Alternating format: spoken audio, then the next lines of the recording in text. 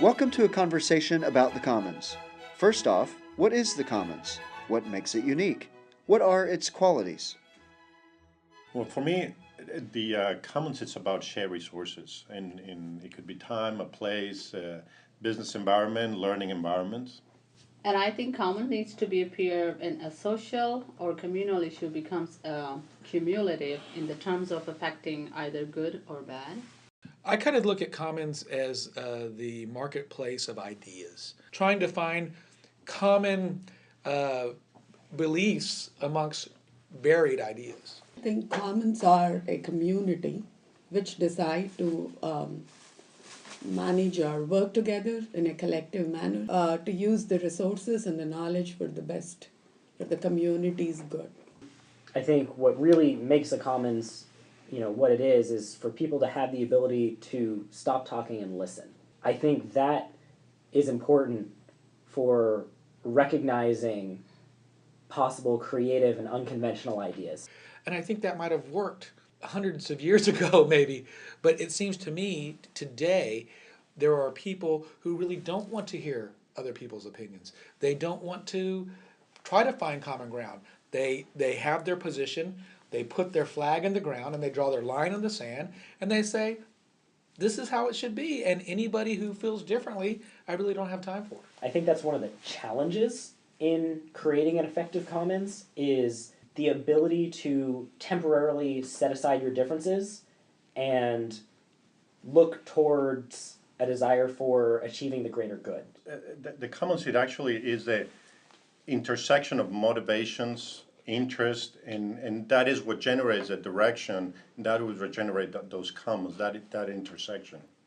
Trying to find that intersection, though. That is correct. I think the syllabus called it a common denominator. And when we all think about math, we had to find that lowest common denominator. Well, to find a common denominator in the commons today, that number gets really, really low. Yeah.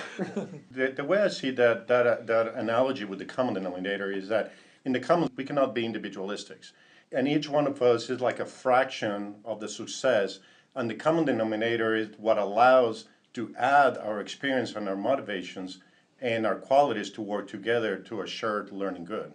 It doesn't happen a lot today, but the commons is the only place that could happen today. And if it doesn't have good leadership that allows for that type of conversation, that type of exchange of ideas, then the commons can become useless. It just becomes another place to argue.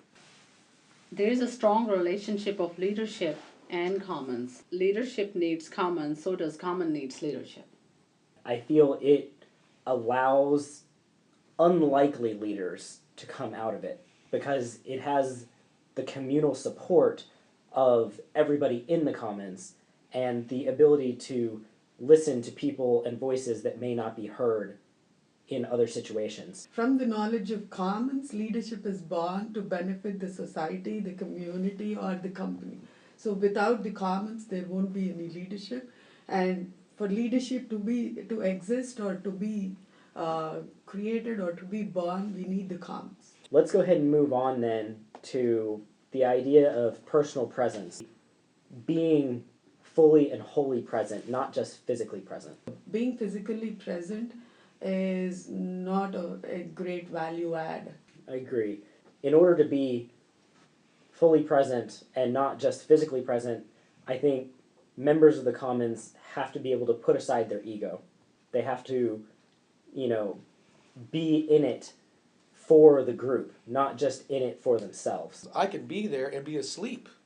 But if I don't let go of my ego, if I don't open my mind to other thoughts and realize that there are many ways you can get to Dallas, then I am just physically present, and I might as well be asleep because I'm adding nothing to the commons.